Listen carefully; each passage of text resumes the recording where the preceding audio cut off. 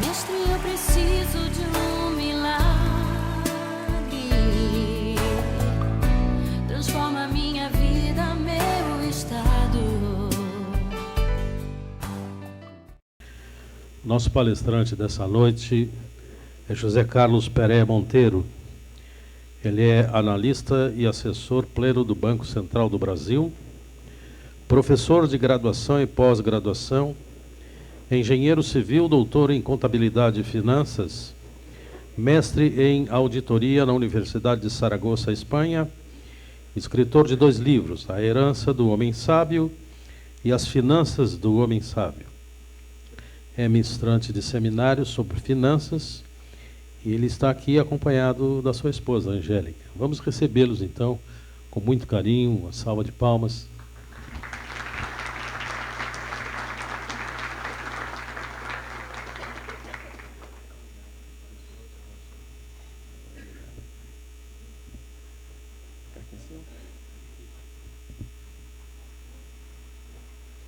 Boa noite. Bom, aqui, olhando daqui, a gente vê que, ô povo lindo vocês, muito bom.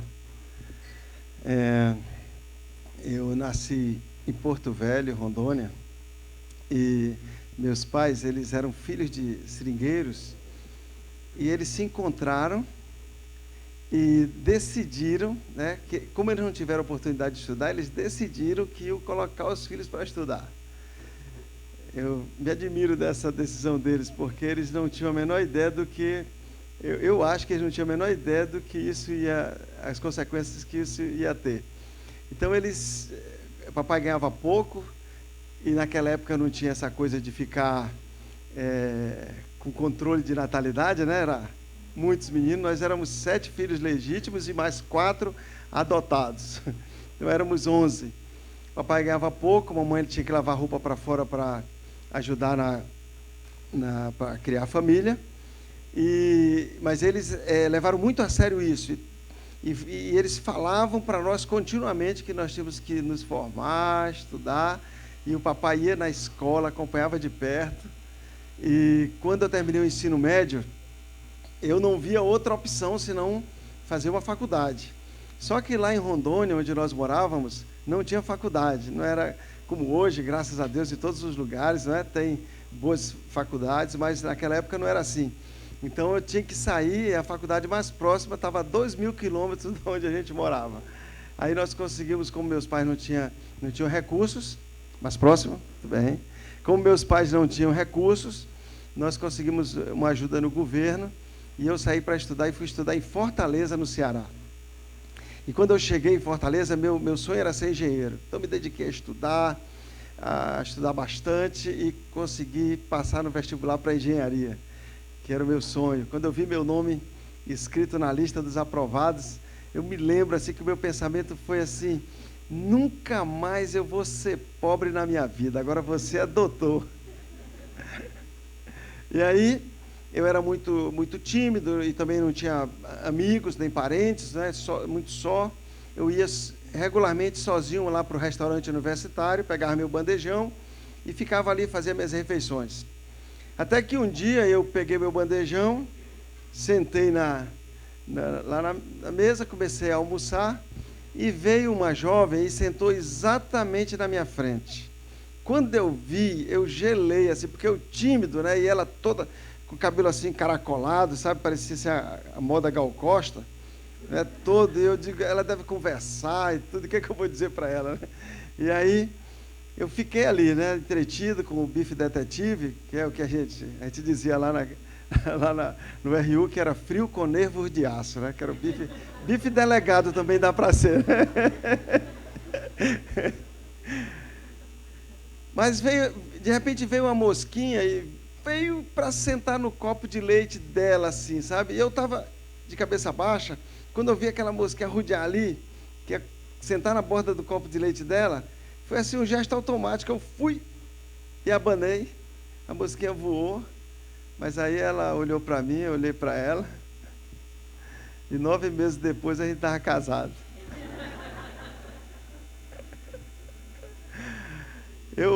Hoje ela não vai ter oportunidade de se defender. Eu vou dizer aqui que eu acho que ela se aproveitou, que eu estava carente, longe de casa, sozinho.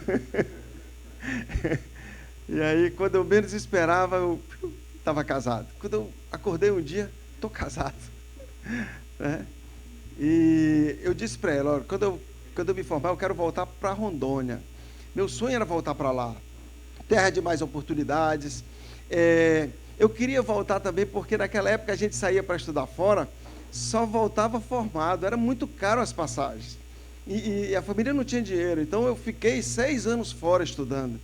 E eu queria voltar, e naquela época, quando a gente voltava para Rondônia formado, saía até no jornal, sabe? Voltou um filho da terra, né, formado. Vocês não sabem o que é isso.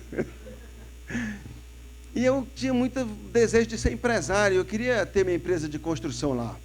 Então, quando eu falei isso para ela estava tão apaixonada que, mesmo ela não sabendo direito para que lado ficava Rondônia, ela disse, não, eu vou com você.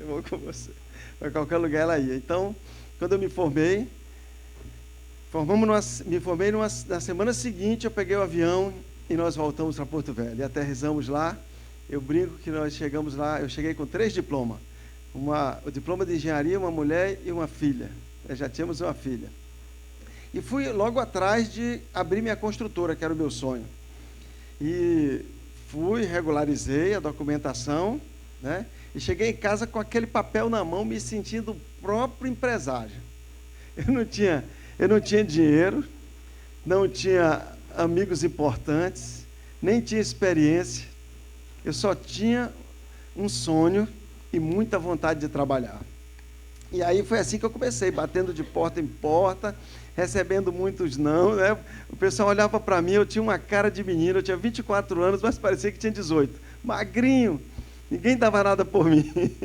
E aí eu fui insistindo, consegui uma obra, conseguia 2, e a coisa foi até que aquele garoto, pela primeira vez, começou a ter um dinheirinho correndo na conta.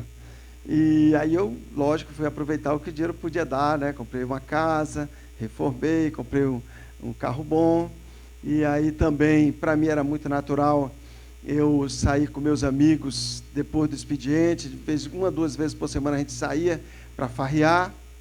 E nisso chegava pela madrugada e a Angélica me perguntava onde eu estava, o que eu estava fazendo, fazia um monte de pergunta difícil. E eu sempre tinha o argumento que eu estava em reunião, eu estava em negócios e que eu tinha muita coisa para resolver, por isso que eu tinha chegado àquela hora.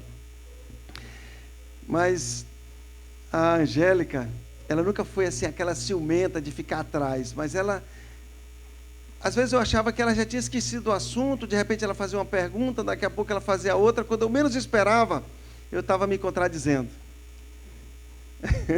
Eu acho que ela podia ser, assim, ela podia ser investigadora, né? Porque ela sabe fazer as perguntas assim, não sei se as mulheres aqui gaúchas são assim, mas as baixinhas lá do Ceará não são brincadeira. Aí fazia umas perguntas, quando eu menos esperava, eu estava me contradizendo, e aí eu perdia o argumento, eu não tinha mais argumento, o que é que eu fazia? Eu gritava com ela, eu batia uma porta, falava alto, eu estou lutando, batalhando para dar a vocês o que eu não tive, eu quero dar uma condição melhor para meus filhos, para minha família, e você fica aí só me fazendo pergunta. E assim as discussões acabavam, porque a Angélica nunca foi de discutir, e eu achava que assim eu ia administrando. E eu ia crescendo profissionalmente. Eu achava muito bom aquilo, porque eu fazia muita divulgação dos meus empreendimentos nos meios de comunicação, então eu tinha também muito acesso, televisão, jornal e tudo. Eu estava me achando realmente no caminho certo. Tudo isso enchia muito meu coração. Mas, como todo negócio tem o seu tempo bom e o seu tempo ruim, não é? Não tem ninguém que só tem tempo bom. E eu entrei no empreendimento, até a Angélica não concordava com que eu entrasse nesse empreendimento, era um empreendimento muito grande, e eu também desafiado, porque eu dizia, não, eu quero crescer e eu não vou ficar preso, não é por medo, eu vou entrar.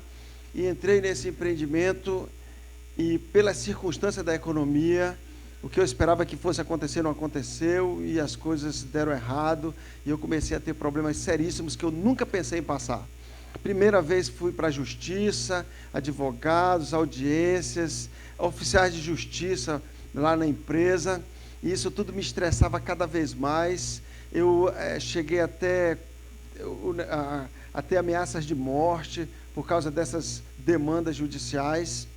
Então, era uma coisa muito estressante, muito estressante. Isso acabou agravando mais ainda a situação em casa. Mais brigas, mais farras. Então, foi nesse meio tempo que eu soube de uma senhora que atendia políticos lá na região, e empresários também, e ela fazia serviços espiritualistas, e eu fui atrás dessa senhora. Eu estava vendo que eu não estava conseguindo resolver, e quem sabe alguém fazia ali um trabalho, uma coisa, né? E essa senhora, ela botou as cartas, búzios, e disse muita coisa que estava acontecendo comigo de fato. E eu fui a cachoeiras, encruzilhadas, cemitério, que você pensar, eu estava atrás de tentar encontrar uma solução para aquele cenário que eu enfrentava. Mas isso não resolvia, quer dizer, a coisa cada vez pior. As obras que eu pegava, elas não saíam, eu ganhava concorrência e a obra não saía, e eu ia ficando cada vez mais no sufoco. As obras que eu tinha contratado, o pessoal não pagava, parecia assim que tudo estava dando errado. E aí, nesse período, eu numa festa de carnaval com os amigos, eu decidi experimentar drogas. Eu nunca tinha experimentado, mas naquela festa já tinha bebido bastante. Talvez hoje, olhando para trás, talvez naquele período eu estava querendo alguma experiência que me tirasse um pouco do ar, de fato, diante das circunstâncias que eu vivia. E eu experimentei, e eu gostei da experiência. E no outro final de semana eu estava usando. Eu já comprei para usar. E depois eu percebi que já era no meio da semana. E com o passar dos meses, eu me surpreendi que todo dia, quando dava de meio-dia para tarde, eu já estava ansioso para chegar de noite, porque eu ia me drogar. Aí comecei a fazer viagens só a pretexto de me drogar. Eu ia dizer que era negócio, mas eu ia me drogar. E a empresa cada vez mais entregue na mão de terceiros. Eu fui abandonando tudo. A coisa foi indo para o ralo, o casamento também. Eu evitava ao máximo acordar a Angélica quando eu chegava, então eu passei a dormir no quarto do meu filho, e a gente passou a dormir em quartos separados. Para a sociedade, para a família, parecia que a gente estava bem. Nós íamos para as reuniões sociais juntos e tudo, mas dentro de casa nós andávamos em caminhos completamente diferentes. A Angélica era funcionária da Caixa Econômica, cuidando dos nossos filhos. Nesse período nós já tínhamos, os outros filhos vieram, veio o Felipe, primeiro a Raquel, depois veio o Felipe, depois a Júlia, e ela cuidava dos meninos, e eu vivia nessa loucura, correndo atrás de tapar 10 garrafas com 7 rolhas, tentando encontrar a solução porque não tinha, e cada vez mais estressado, até que eu vi que, de fato, eu precisava de ajuda, que eu não estava conseguindo resolver sozinho aquela situação. Eu não tinha mais controle sobre aquela situação. E aí foi que eu percebi que os amigos que eu tinha não eram amigos que eu tivesse a coragem de contar para eles o que eu estava vivendo. Eu até era muito orgulhoso também naquele momento para dizer os problemas que eu estava vivendo para eles. Eram amigos de farra, a gente contava muita piada, mulherada, coisas assim, negócios, futebol, mas não tinha profundidade para dizer, olha, eu preciso de ajuda. Eu preciso de que alguém me ajude, porque eu estou indo por um caminho que não vai acabar bem. Então eu pensei nos meus parentes. Eu não queria que meus pais soubessem, eu não queria que meus irmãos soubessem o que eu estava vivendo. Eu queria dar uma solução sem que ninguém soubesse, para que poupá-los de tudo isso e da minha vergonha também. Então, nesse momento, eu decidi contar para a Angélica. Contar para a Angélica isso não era fácil, porque eu sabia, a Angélica, para ela, essa questão de drogas era um tabu. E ela não sabia, ela não tinha ideia da dificuldade financeira que eu estava vivendo. Ou seja, nós vivíamos na mesma casa, mas eu não me inteirava da vida dela e nem ela da minha. Era assim como a gente vivesse, como a Angélica gosta de dizer, nós éramos como 2 linhas paralelas. Estávamos juntos, mas nunca nos encontrávamos. E aí eu sabia que ia ser um choque muito grande para ela dizer tudo isso. Mas aí eu não via outra alternativa, eu estava desesperado, eu precisava de uma solução. E aí um dia, depois de uma discussão com ela, eu contei tudo. E foi assim, tudo de uma vez. Eu estou viciado em drogas, a empresa está falida, estou devendo muito, não tenho como pagar. Aquilo foi um choque para a Angélica. E o casamento já estava muito desgastado. Então a reação dela foi dizer que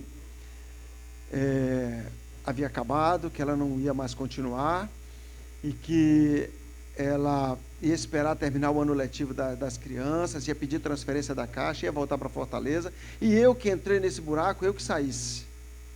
E disse também uma coisa que me marcou muito. Ela disse: olha, eu não quero que os meus filhos saibam que o pai deles foi o homem que você é. Ou seja, aquele sonho, aquela paixão, não é? Tudo tinha acabado, e eu não vi outra alternativa senão sair de casa. Arrumei a mala, peguei um avião, fui para Boa Vista, em Roraima, mais para o norte, lá na fronteira com a Venezuela. Eu tinha uma irmã que se formou em medicina e ela estava lá, tinha uma clínica, e eu fui para lá, para a casa dela, na expectativa de sair daquele meio e começar tudo de novo lá, dar a volta por cima. E quando eu cheguei em Boa Vista, eu estava muito ressentido com a Angélica, porque ela nunca tinha me apoiado, ela sempre dava para trás nas coisas que eu queria fazer, e eu achava que ela não, no momento mais difícil ela tinha me abandonado, mas eu queria mostrar para ela que eu não estava derrotado. Então, cheguei lá em Boa Vista, longe daquele ambiente de farra, de drogas. Minha irmã e meu cunhado me ajudaram muito, eu fiquei hospedado na casa deles. Muitas pessoas, assim, muitas oportunidades eu tive, mas aquilo que já vinha acontecendo lá em Rondônia continuou acontecendo lá em Boa Vista. Tudo que eu começava dava errado, tudo que eu iniciava não funcionava.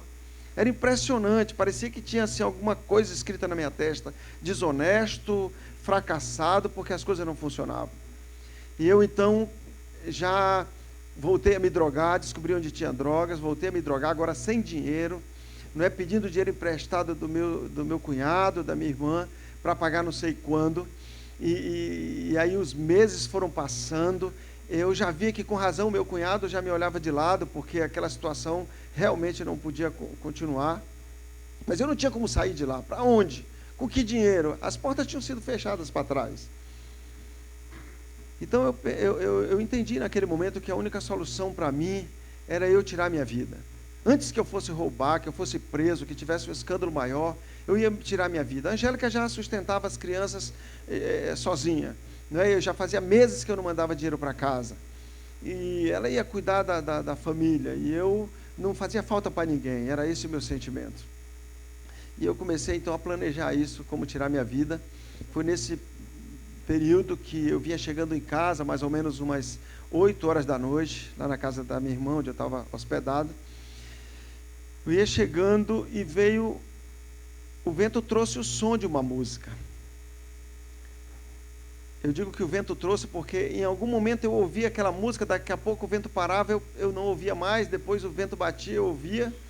E era uma música que falava de Deus, falava de Jesus. Eu não lembro que música era, mas aquilo me fez parar na varanda da casa e ficar ouvindo. E enquanto eu ouvia aquela música, passou assim como um filme a minha vida. Quando eu era criança, meu sonho de ser engenheiro, meu pai ali, minha mãe lavando roupa, sabe, meu sonho de recompensar minha família, meu pai. Depois a minha faculdade, sabe, como eu me orgulhava assim, do curso que eu tinha feito, a minha esposa, o meu casamento, meus filhos, a empresa que eu tinha constituído. Tudo que eu havia empreendido havia fracassado. E naquela noite eu entendi que a culpa não era da Angélica, que não me apoiou, ou dos meus amigos que não me ajudaram. A culpa era minha mesma. Eu tinha tido todas as boas oportunidades. Eu tinha feito as escolhas erradas. Naquele dia, tudo que eu desejei, tudo que eu queria era que o tempo pudesse voltar, que eu pudesse começar de novo e fazer as coisas diferentes. Mas na manhã seguinte, quando eu levantei, já era tarde, eu fui tomar o café da manhã sozinho, e quando a senhora da casa veio me atender, a senhora que servia na casa, Dona Francisca, veio me atender, ela veio com uma Bíblia na mão. Eu nunca tinha visto aquela senhora com uma Bíblia. Ela nem ler sabia. ela se aproximou da mesa e disse: seu Zé Carlos, a minha ex-patroa me deu de presente essa Bíblia. Mas como eu não sei ler, eu queria pedir se o senhor lia um pouco dela para mim. E eu peguei a Bíblia ali, abri no meio, e mais ou menos no meio, e comecei a ler um texto que nunca mais eu esqueci. Esse texto dizia: bem-aventurado é o homem que não anda segundo o conselho das pessoas más, que não se detém no caminho dos pecadores e que não se assenta na roda dos escarnecedores.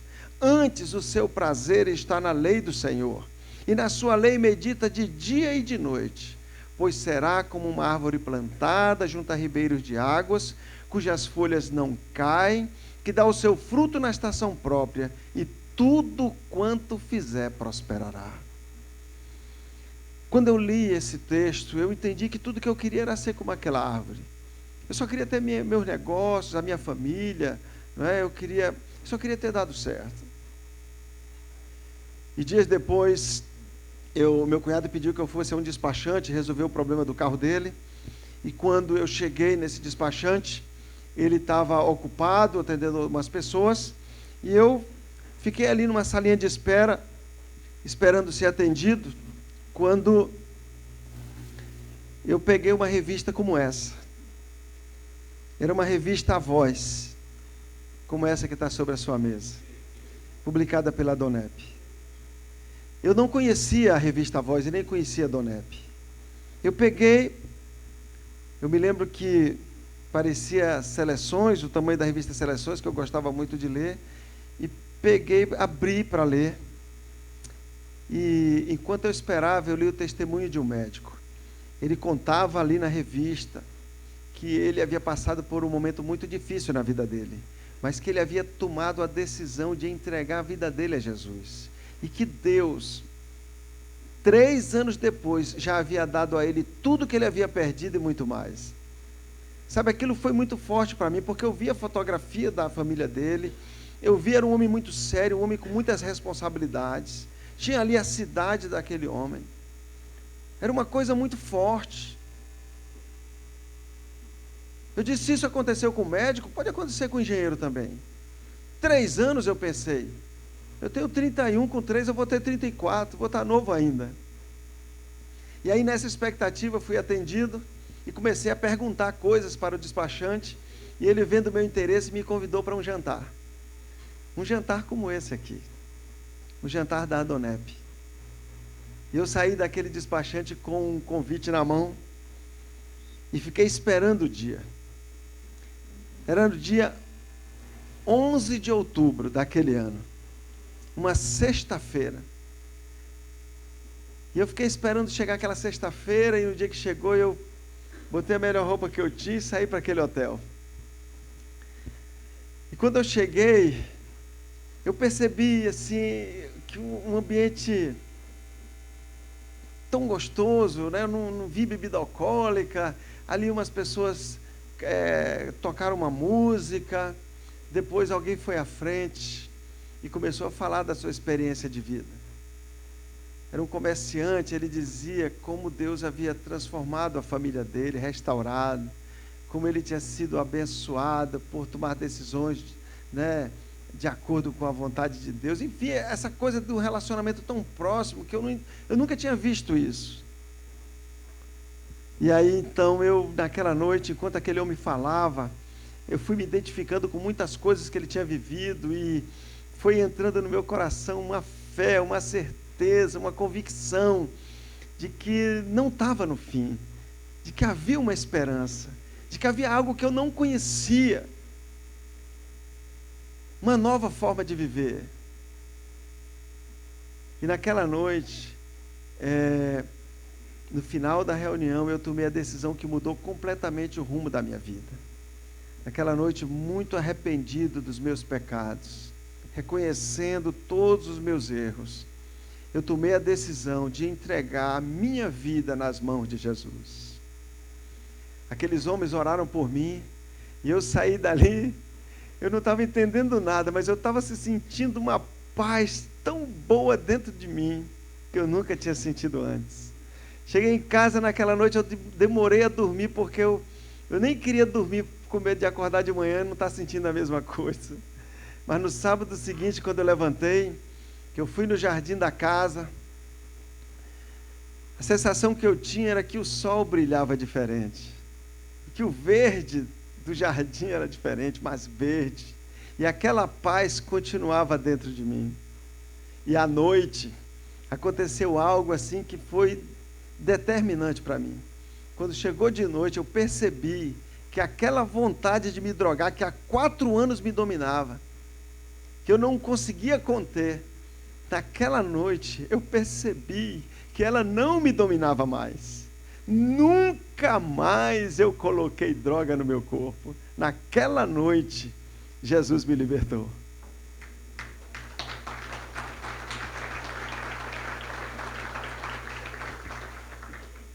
E aí eu disse, eu quero saber mais. Aí comecei a ler a Bíblia, comecei a andar com as pessoas que compartilhavam a mesma fé. Eu queria ouvir sobre Jesus, eu queria ler sobre Ele. E comecei a praticar aquilo.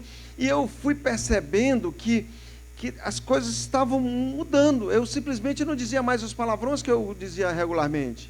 E não contava mais as mesmas piadas. Algumas coisas assim estavam mudando. Aquele jeito estressado que eu estava, de repente começou a mudar. E eu mesmo me admirava das mudanças que estavam acontecendo em mim. E eu dizia, só pode ser esse Jesus que eles falam. Porque era algo que não dependia de lógica, matemática ou científica, era algo que, de fato, ia além do meu entendimento. E eu disse, então eu quero mais, eu não queria perder aquela oportunidade, porque quando eu achava que tudo estava perdido, quando eu achava que não havia mais esperança, agora eu tinha encontrado. Havia uma luz, havia uma esperança. Eu não queria perder isso. Então, tudo que eles me orientavam, me ajudavam, eu estava lendo a Bíblia, eu ia para as reuniões, eu orava, e já comecei a entender pela Bíblia, e pelo que eu conversava com esses novos amigos, que era da vontade de Deus que eu voltasse para casa, restaurasse meu casamento. E aí eu comecei a falar com Deus, porque o que Deus estava fazendo comigo era tão extraordinário que eu acreditava que nada era impossível mesmo. Até a Angélica, que estava decidida a me abandonar, eu sabia que Deus podia mudar o coração dela. E aí eu comecei a falar com Deus e pedir a Deus para tocar o coração dela, que eu ia ligar para ela e propor nós começarmos de novo. E um mês depois dessa experiência do jantar, eu peguei o telefone e liguei para ela. E ela lá, não sabia nada do que estava acontecendo, recebeu a ligação 6 meses que nós estávamos separados. Aí ela atendeu, e aí eu propus para ela, conversamos um pouquinho sobre as crianças, aí propus para ela voltar para o Ceará junto com ela e as crianças e começar tudo de novo lá. E do outro lado da linha, a Angélica sem saber nada do que estava acontecendo. Nem eu sabia explicar para ela. E nem eu queria prometer, porque quantas vezes eu tinha prometido mudar e não mudava. A Angélica, sem saber de nada, aceitou. Disse, sim, venha que nós vamos juntos. E eu sempre acho esse momento assim muito importante, porque eu quero agradecer muito a Deus pela esposa que Deus me deu, porque era como se ela estivesse aceitando de volta para lutar pelo casamento, o mesmo homem que gritava, que usava drogas, né, com todos os problemas. Ela estava disposta a lutar pelo casamento dela, pelo pai dos filhos dela. Estava disposta a me ajudar. Isso foi muito forte para mim. E aí eu volto para Porto Velho para nós vendermos a casa e nos mudarmos para Fortaleza. E quando eu cheguei em casa, foi assim um choque para ela, porque ela me via lendo a Bíblia, ela achava assim que eu estava ficando doido. Ela via algumas músicas novas aí que eu estava ouvindo agora, que não eram as músicas que a gente ouvia. E ela muito ressentida, muito marcada com tudo que a gente tinha vivido, naturalmente ela me alfinetava, né? Ela tinha, né? Eu acho que é só lá para o Ceará que, né, que as mulheres fazem isso, assim, elas dão umas alfinetadas, às vezes assim, bem onde dói. E às vezes quando ela fazia isso, eu dizia assim, vinha aquela vontade, sabe, de fazer de novo como eu fazia antes, de eu dar uma dura nela, dizer coisas com ela, sabe? Mas aí eu lembrava do que eu tinha lido na Bíblia, que na mesma medida que eu desse, eu ia receber. Se eu a tratasse com amor, com carinho, com respeito, Deus ia mudar o coração dela. E tinha mudado o meu, podia mudar o dela. E aí eu comecei a reagir assim, a tal ponto que ela percebeu a diferença. Uma coisa engraçada, mas é verdade, até lavar louça eu estava lavando que eu não lavava. Ela viu que estava, sabe, muita coisa diferente. Aí nós almoçando assim, ela olhou para mim e disse assim: Zé Carlos, eu não sei o que aconteceu contigo, mas tu é outro homem. E aí eu me alegrei muito, porque eu tinha visto na Bíblia isso, que aquele que está em Cristo, nova criatura é. As coisas velhas se passaram e tudo se fez novo. Aí nós vendemos a casa, queríamos ir para Fortaleza para morar num bairro que nós já tínhamos morado antes, e comprar um apartamento que desse para a família com 3 filhos, né? 3 quartos, suíte, dependente, enfim.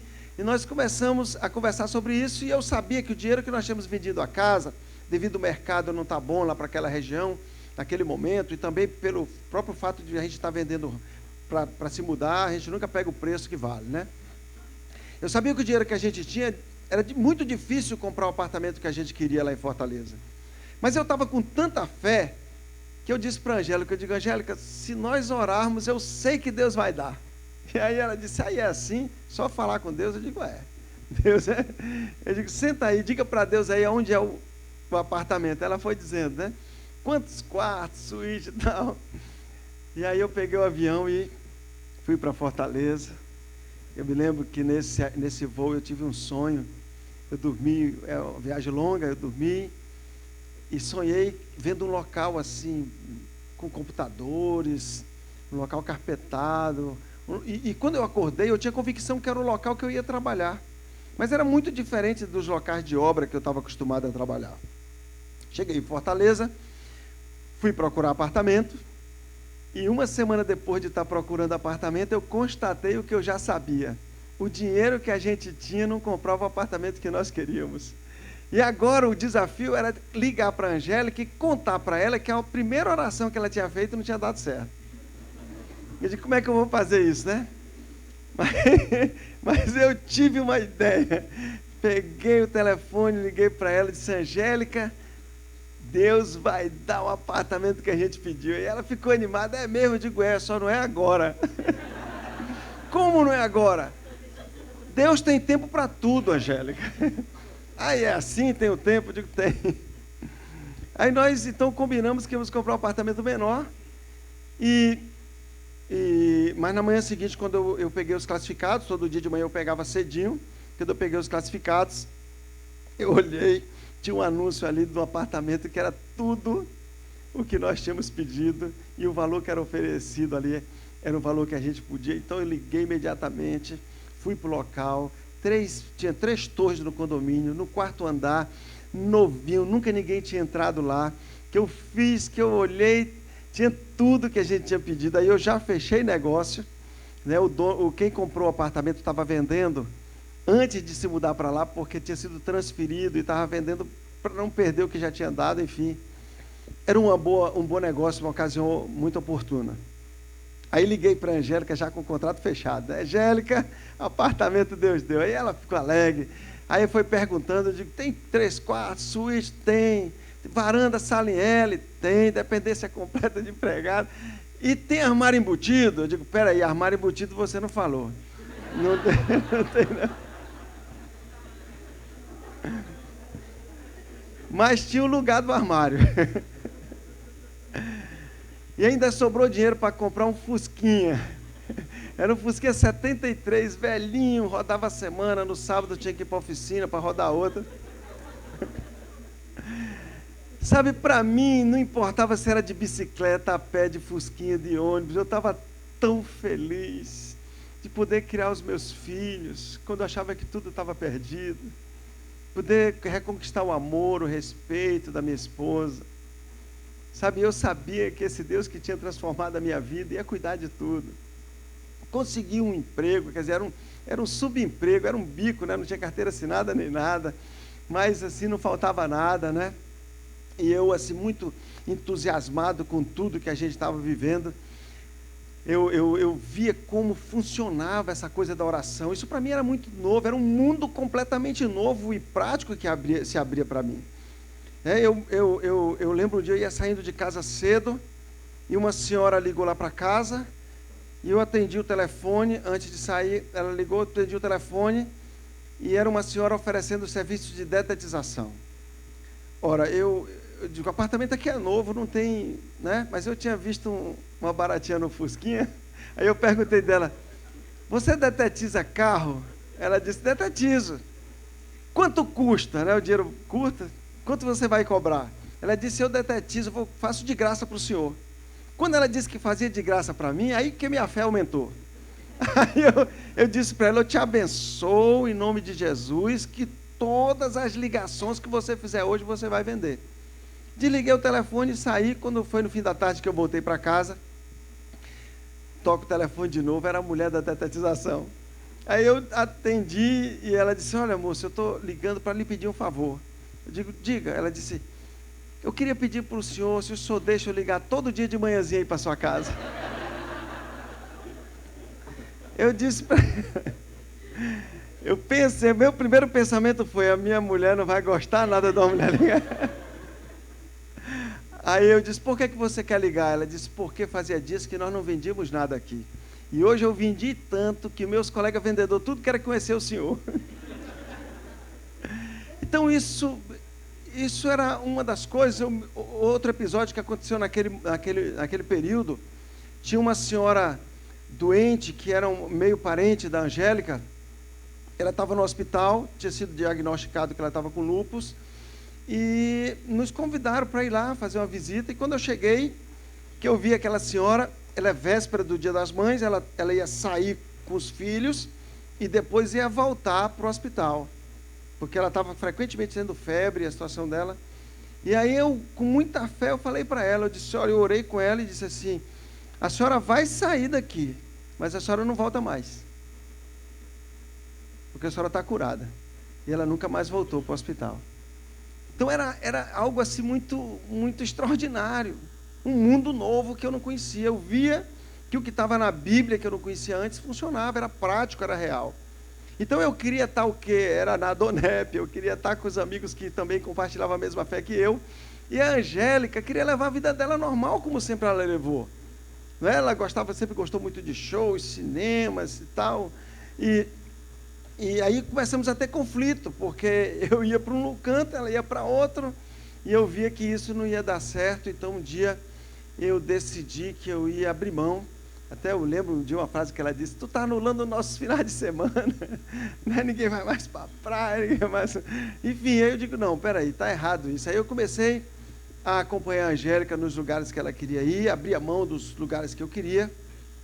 E eu ia, assim, nada demais, eram lugares bons. Eu me lembro um dia que a gente foi para um show, era uma banda, e era assim num parque, muitos jovens, assim, muita gente, bebida e tal, aquela alegria toda, e ela baixinha, eu tinha que colocar ela aqui no tum-tum, né? Tum-tum lá no Ceará e botar aqui nos ombros, né? E ficar dançando lá, né? E ela dançando com a mão para cima, e eu dançando aqui, só que enquanto eu dançava, eu orava, eu dizia, Senhor, eu estou aqui, mas não sou daqui. A minha família não é daqui. Senhor, eu repreendo todo o mal. Só que deu uma pausa na música e eu estava tão empolgado na oração que eu fiquei. Ela olhou para baixo e disse, tu está rezando? Aí eu olhei e disse, tô. Tu ficou doido, eu vou te levar para o hospício. Aí dias depois, ela veio... Aconteceu ela de fazer uns exames preventivos de câncer, e ela tinha tido um cisto no ovário, que foi preciso fazer uma cirurgia, e aí estava acusando outro cisto no mesmo ovário. Ela estava muito abatida, e chegou em casa, e eu disse para ela, Angélica, se tu crê, eu oro por ti, eu acredito que Jesus pode te curar. E aí ela... né? Oração não dói nem nada, né? Ore por mim então. Aí ela deitou na cama e eu me lembrei que eu tinha lido um texto na Bíblia que o próprio Jesus disse que aquele que crê imporá as mãos sobre os enfermos, eles serão curados. E eu coloquei as mãos sobre ela e ordenei aquela enfermidade que saísse, abençoei o corpo da minha esposa. Quando eu terminei de fazer aquela oração, eu vi que ela estava emocionada. E aí ficamos esperando o dia de fazer outro exame. 15 dias depois nós fomos lá fazer o outro exame. E quando ela saiu da sala da ultrassonografia, ela veio empolgada, emocionada. De que houve, Angélica? Ela disse: Zé Carlos, Jesus me curou, não tem mais nada.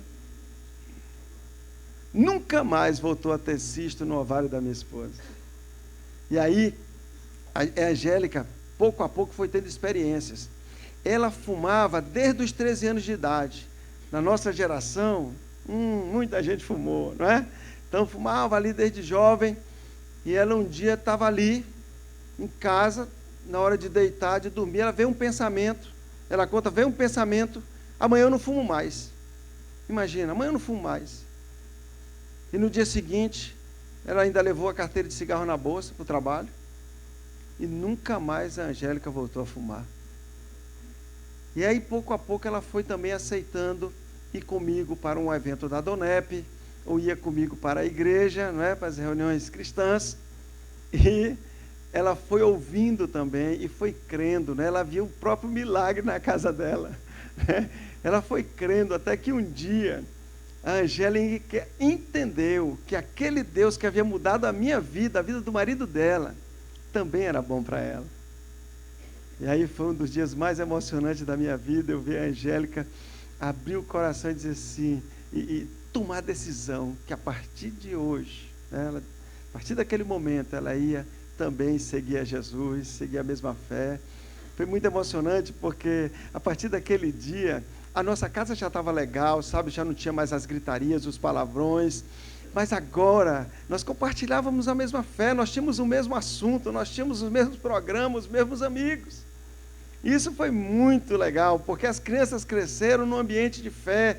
Eles foram crescendo e crendo que havia um Deus e que se importava com a gente, que era presente. Eles viam que quando a gente tinha um desafio, uma dificuldade, nós orávamos juntos, né? Ou mesmo sem ter desafio nenhum, nós sempre orávamos juntos, regularmente. Algumas vezes, quando o papai se excedia, ou a mamãe, eles viam a gente pedindo perdão um ao outro. E eles cresceram e tomaram a própria decisão dele de também seguir a Jesus. E aí, quando tudo já ia muito bem, eu digo, agora eu quero pedir a Deus para eu melhorar profissionalmente. Que eu continuava naquele subemprego. Eu digo, eu sei que o que Deus tem para mim é muito maior. Pensei, né? E aí eu e as crianças e a Angélica começamos a orar para que eu tivesse uma melhora profissional. E foi aí que eu fui surpreendido, que eu fiquei desempregado. Eu, no primeiro momento, não entendi. Eu digo, eu oro pelos outros, dá certo. Quando eu oro por mim, não dá certo. E aí eu disse, não, eu vou distribuir currículo, distribuir para várias construtoras, eu tinha um currículo bom. E eu disse, logo eles vão telefonar para uma entrevista e não vai custar, eu vou estar empregado. E olha, os dias foram passando e nada. Até que um dia a Angélica chegou da Caixa Econômica, eu estava sentado no sofá perto do telefone. Ela olhou para mim e disse, olha, Zé Carlos, você amanhã vai para a rua. Como ir para a rua? Você vai para a rua fazer alguma coisa, faça sanduíche, vai vender na praia, inventa alguma coisa. Eu pensei até, eu digo, será que ela quer que eu vá cuidar de carro, alguma coisa? Porque o que eu ia fazer na rua? Vai para a rua. Mas aquilo, sabe, foi uma coisa que no primeiro momento eu achei ruim, mas depois eu lembrei que ela tem um irmão, né, que fabricava um refrigerante artesanal chamado Cajuína, lá no interior do Ceará. Fabricava cajuína lá. Eu digo, rapaz, eu vou vender cajuína para o Valdir. Eu acho que aqui ninguém sabe o que é cajuína. Refrigerante artesanal.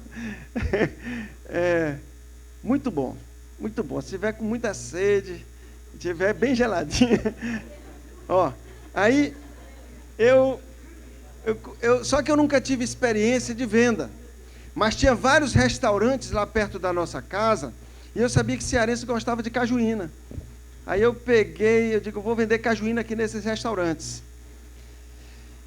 Só que assim, eu não tinha experiência de venda, mas eu sabia que Jesus podia me ajudar em tudo.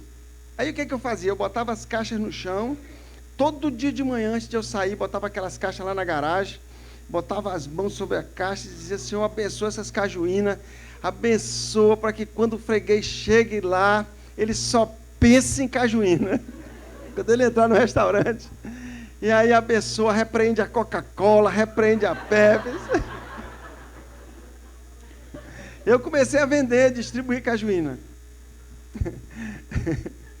E aí o pessoal começou a me... Eu percebi que eu estava prosperando na cajuína, porque antes de eu ir lá oferecer, o pessoal já começou a me ligar. Eles não sabiam o meu nome, me diziam assim: é o senhor da cajuína? Eu digo: é o da cajuína. Acabou a cajuína, traga mais. Eu digo: Angélica, eu estou prosperando na cajuína. Aí eu digo: eu vou abrir um depósito. Eu comecei a procurar um lugar, e enquanto eu procurava um local, já pensando em abrir um depósito de bebida, né? Eu já ser empresário. E eu entrei num restaurante, entreguei uma caixa de cajuína. Enquanto eu esperava o pagamento, eu folhei um jornal que estava no balcão, e eu vi um edital de concurso para o Banco Central do Brasil, analista, nível superior. Aí eu pensei, eu digo: já pensou da cajuína para o Banco Central? Afinal, eu ainda sou engenheiro, né? Quem sabe eu faço esse concurso? Aí eu recortei e cheguei em casa com essa novidade. Eu sempre fui o sonhador lá em casa, né? Sempre tive os sonhos, e a Angélica sempre foi o contraponto, né? Ali para botar os pés no chão. Cheguei em casa, digo: Angélica, o que tu acha de eu fazer o concurso do Banco Central? Ora, eu tinha parado de estudar há 10 anos. Tinha 14 matérias aquele concurso. 8 delas eu nunca tinha estudado antes. 5 matérias de direito, contabilidade, administração e economia. Eu nunca tinha visto isso. Tinha 2 meses para me preparar. A Angélica tinha todos os motivos para dizer assim: Zé Carlos, tu está indo tão bem na cajuína.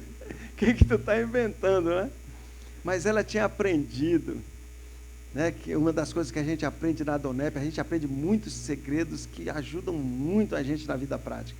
E uma das coisas, ela aprendeu o valor e o poder e a força que tem quando uma esposa está unida com o marido num sonho. Quando se unem, os dois sonham juntos. E aí, ela disse: faz o concurso, nós vamos orar, e eu creio que Deus pode nos dar essa vitória, né? E aí eu comecei a estudar. Eu ia 8 horas da manhã para a biblioteca, ficava até meio-dia. Meio-dia eu saía, ainda distribuía umas cajuínas, almoçava, voltava 2 horas, aí ficava até às 18 horas na biblioteca. De lá eu me matriculei num curso preparatório, ia para o curso à noite.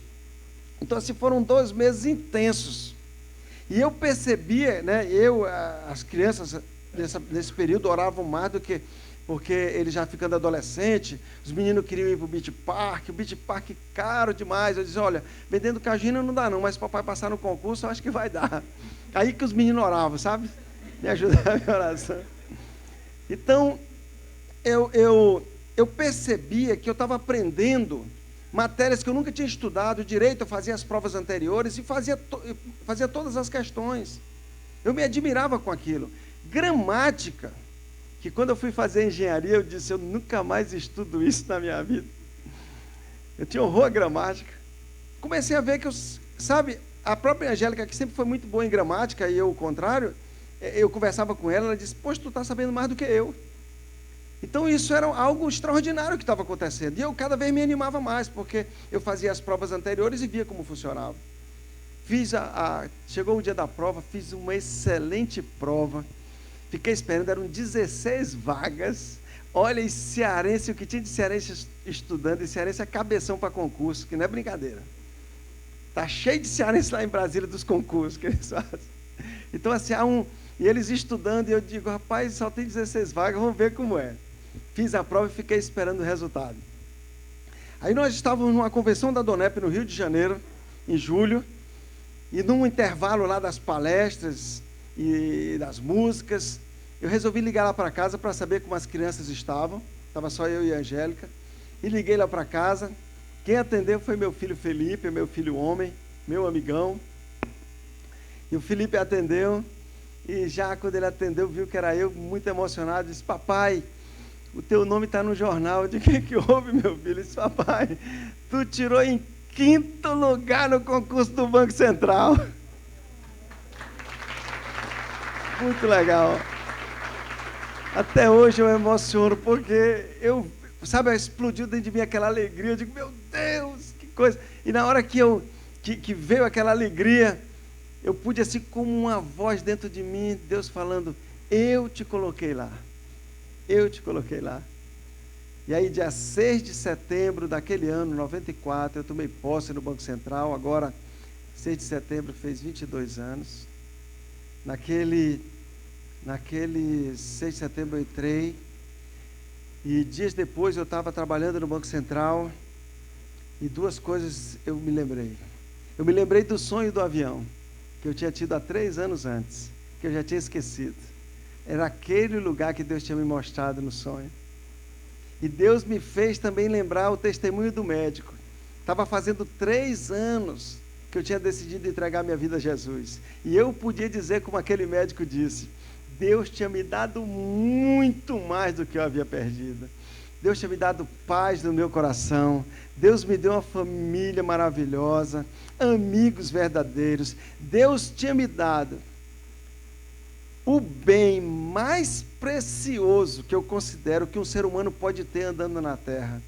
Deus colocou no meu coração a certeza da vida eterna, a certeza que meus pecados foram perdoados e que meu nome está escrito no livro da vida e que eu vou morar no céu. A morte para mim não é o fim, é o começo. Então isso é um bem, é algo extraordinário. Nada nem ninguém pode tirar essa certeza do meu coração. E aí eu e a Angélica começamos a ajudar famílias, outros casais, porque o que tinha acontecido comigo eu queria que acontecesse com outras famílias também, e nós vimos que funcionava, e cada vez nós envolvidos. Mas eu também tinha sonhos de fazer pós-graduação, e eu estava no Banco Central, eu entrei no Banco Central, e como eu era engenheiro, eles me colocaram na área meio, para cuidar de prédios e tal, fazer avaliações, e eu queria trabalhar na área de fiscalização, na área de regulação. E propus ao Banco Central me liberar para eu fazer mestrado e doutorado em contabilidade e finanças. O Banco Central aprovou a minha proposta, propus à Universidade de Saragoça, na Espanha, fui aprovado.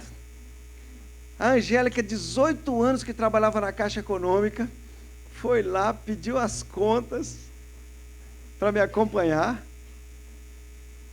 E aí, eu, a Angélica e as crianças pegamos um avião para a Espanha para fazer mestrado e doutorado em contabilidade e finanças. Eu nem sabia espanhol nem contabilidade e finanças. Eu não sei se o tempo voltasse, se eu tinha essa coragem mais. Foi um negócio impressionante. Saímos para lá, aterrissamos num país, pela primeira vez morar num país estrangeiro. Muitos desafios nós enfrentamos, mas nós tivemos a oportunidade de estar tão unidos. Me lembro da Angélica, pela primeira vez foi para a cozinha, porque antes, se ela passasse perto do fogão, ela se queimava. E agora a Angélica foi cozinhar, e eu tinha feito um acordo com os meninos que nós só íamos elogiar. Só vamos elogiar.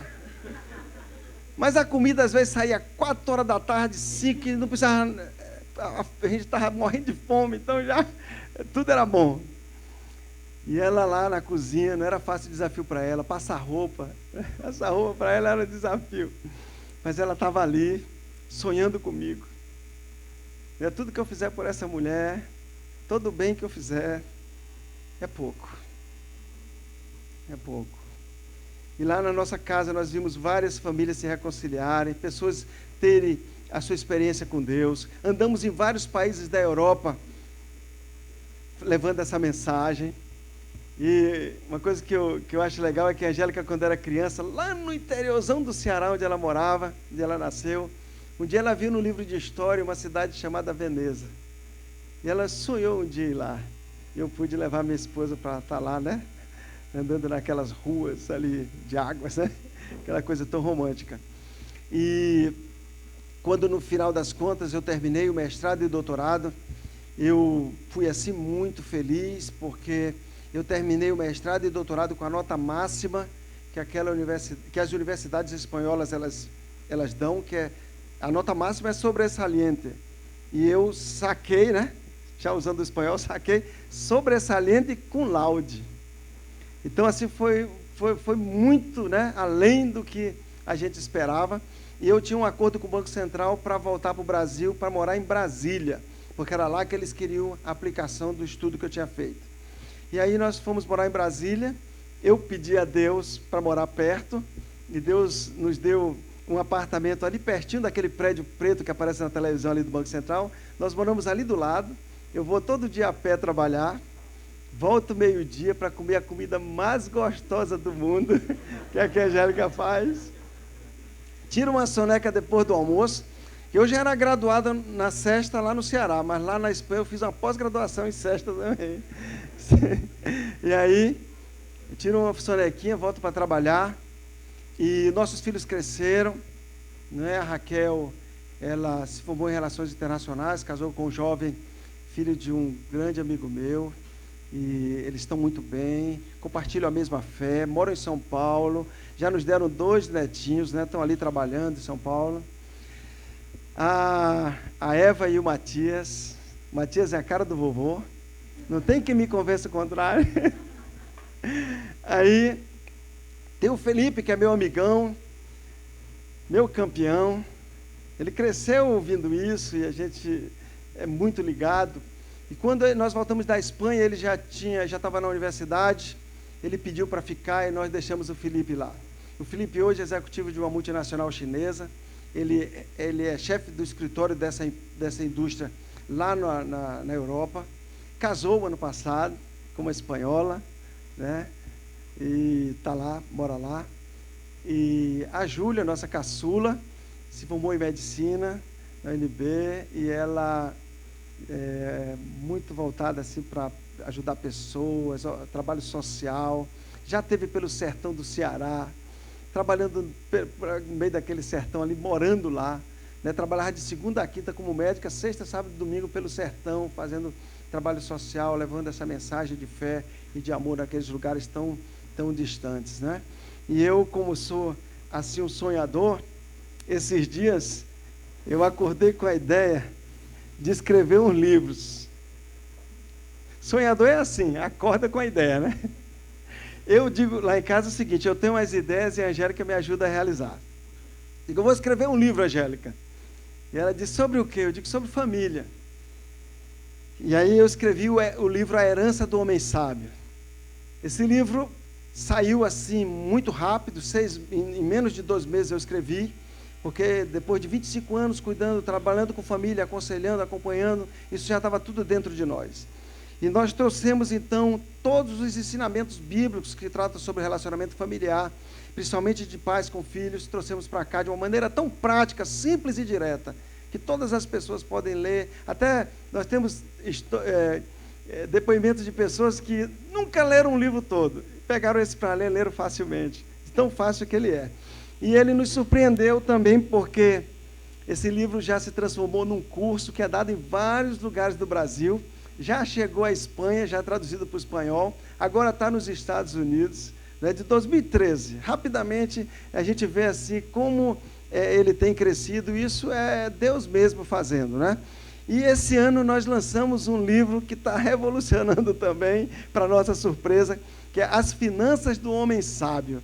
Esse livro contém princípios assim fortes que mudam lá dentro a atitude. Nós temos visto tantos testemunhos de pessoas que têm assim visto as suas finanças melhorarem, mudarem, né, por causa da prática desse livro. Esse livro também é um curso de grupos pequenos, que os casais se reúnem, uma vez um amigo deu essa ideia e nós botamos em prática. Os casais se reúnem uma vez por semana para ler e discutem um assunto e saem dali, um aprende com o outro, não é? E se fundamentando em princípios eternos, princípios milenares que são eternos e princípios que já se cumpriram e sempre vão se cumprir, independente da sociedade e da cultura que seja. Então, esses 2 livros, assim, eles são para nós uma grande surpresa, né? Tem nos ajudado muito nesse trabalho de ajudar outras famílias. E eu e a Angélica ficamos só nós 2 em casa agora, né? Mas nós não temos problema de ninho vazio. Eu e a Angélica estamos assim com muita atividade, muita gente na nossa casa, muitos casais, muitas famílias, pessoas que a gente tem ajudado. E nós, eu digo que e esse é o meu sentimento e é verdade, que hoje eu estou muito mais apaixonado pela minha esposa do que eu era quando eu casei com ela, né? Sou apaixonado por ela, amo, respeito, tenho um carinho muito grande por ela. E hoje eu me sinto como uma árvore plantada junto a ribeiros de águas, cujas folhas não caem e dá o seu fruto na estação própria. E tudo que eu tenho feito, tudo que eu tenho colocado as mãos para fazer, Deus tem feito prosperar. E esse Jesus que mudou a minha vida, mudou a minha família, mudou a minha história, Ele está aqui essa noite.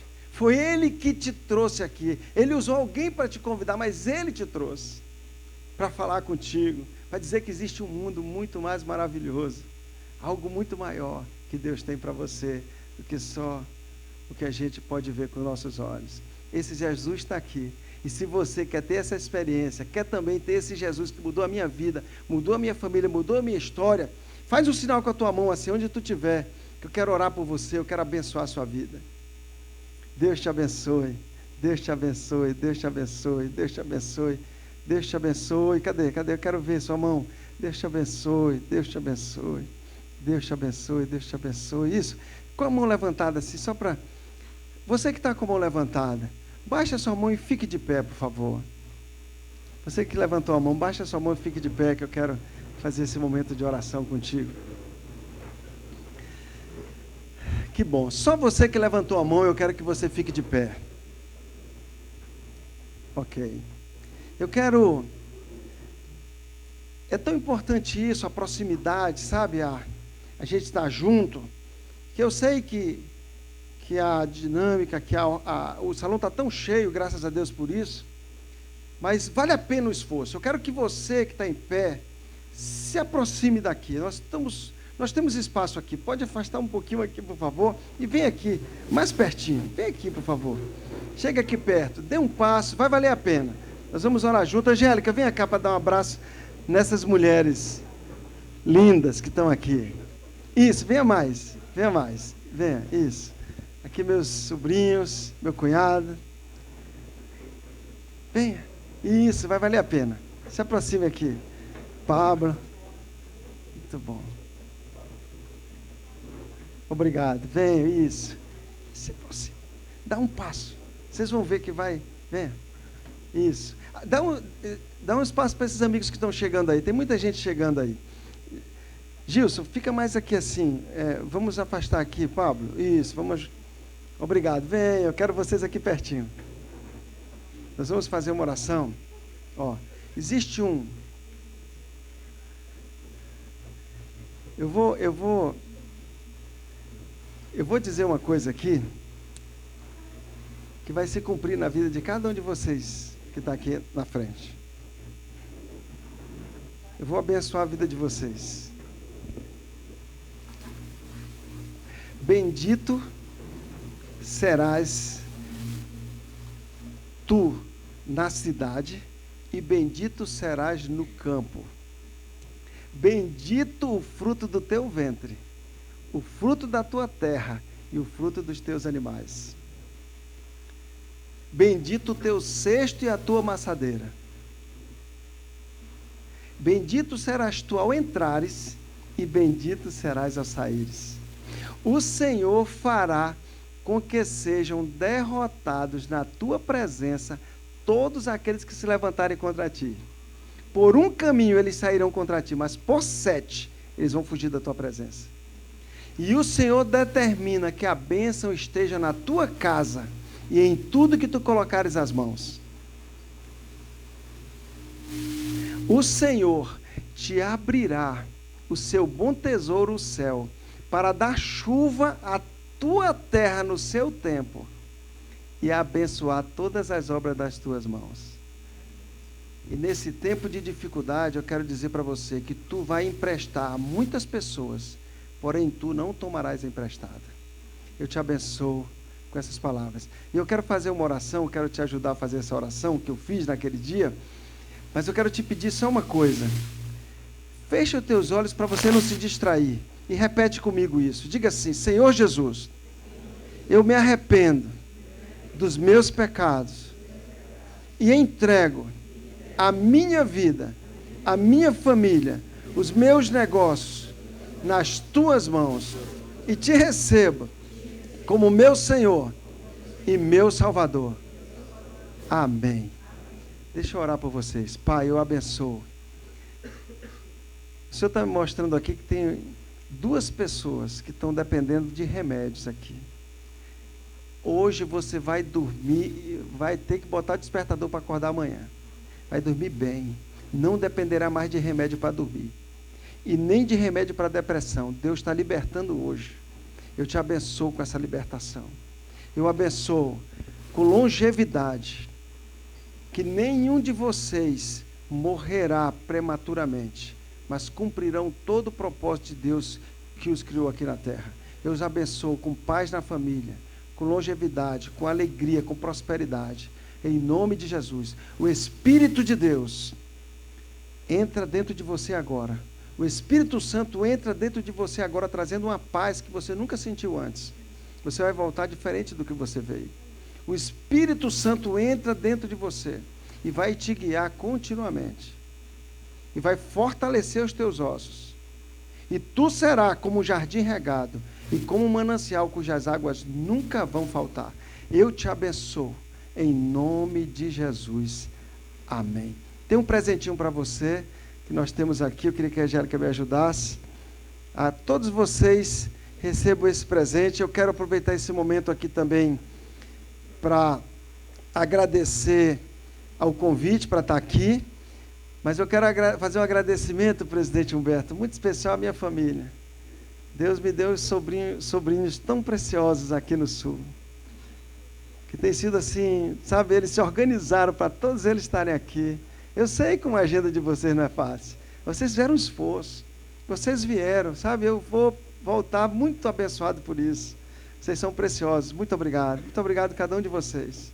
Eu sei que Deus recompensará, abençoará muito vocês por isso e muitas outras coisas. Meu cunhado aqui também, sempre me recebendo com tanto carinho. Muito obrigado. Muito obrigado a todos vocês. Que Deus os abençoe. Nós vamos estar aqui à disposição. Quem quiser uma dedicatória no livro, pega lá. A gente faz uma dedicatória para você. Posso fazer uma oração com você também, né? Você fique bem à vontade. Estou aqui para lhe servir. Hoje é o primeiro dia do resto da tua vida. Coisas novas acontecerão a partir de hoje, em nome de Jesus. Amém. Mestre, eu preciso de